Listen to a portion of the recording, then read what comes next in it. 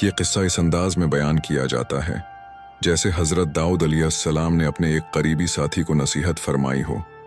ایک دن حضرت داؤد علیہ السلام اپنے قریبی ساتھی کے ساتھ تنہائی میں بیٹھے تھے۔ فضا میں سکون تھا اور دلوں میں اللہ کی یاد۔ حضرت داؤد علیہ السلام نے آہستہ آواز میں فرمایا، اے میرے ساتھی، انسان کو جو سب سے بڑی آزمائش دی جاتی ہے وہ طاقت اور اختیار کی آزمائش ہے۔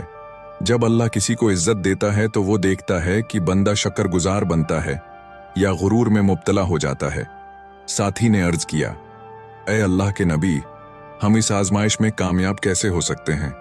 حضرت داؤد علیہ السلام نے فرمایا، اپنے دل کو ہمیشہ اللہ کے سامنے جھکائے رکھو۔ جب فیصلہ کرو تو اپنے نفس کی بات نہ سنو بلکہ حق کی بات کو دیکھو، چاہے وہ تمہارے خلاف ہی کیوں نہ ہو۔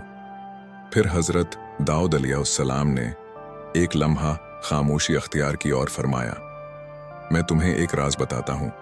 جب میں لوگوں کے درمیان فیصلہ کرتا ہوں تو دل ہی دل میں اللہ سے دعا کرتا ہوں کہ اے پروردگار، اگر میں غلطی کی طرف جا رہا ہوں تو میرے قدم روک لینا۔ انسان اکیلا کمزور ہے، اصل طاقت اللہ کی مدد میں ہے۔ ساتھی نے پوچھا، اور عبادت کے بارے میں آپ ہمیں کیا نصیحت فرماتے ہیں؟ حضرت داؤد علیہ السلام نے مسکرا کر فرمایا، عبادت صرف نماز اور روزے کا نام نہیں بلکہ ہر وہ کام جو اللہ کو راضی کرے عبادت ہے۔ حلال کمائی، انصاف، نرم گفتگو اور مظلوم کی مدد بھی عبادت ہے۔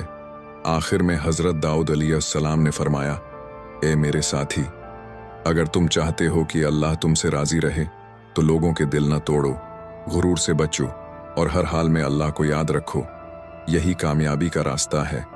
یہ نصیحت سن کر ساتھی کی آنکھوں میں آنسو آ گئے اور اس نے دل میں عہد کیا کہ وہ حضرت داؤد علیہ السلام کی باتوں کو اپنی زندگی کا اصول بنا لے گا۔ یہ قصہ ہمیں سکھاتا ہے کہ سچی نصیحت وہی ہوتی ہے جو عاجزی، تقوی اور اللہ کے خوف سے نکلے۔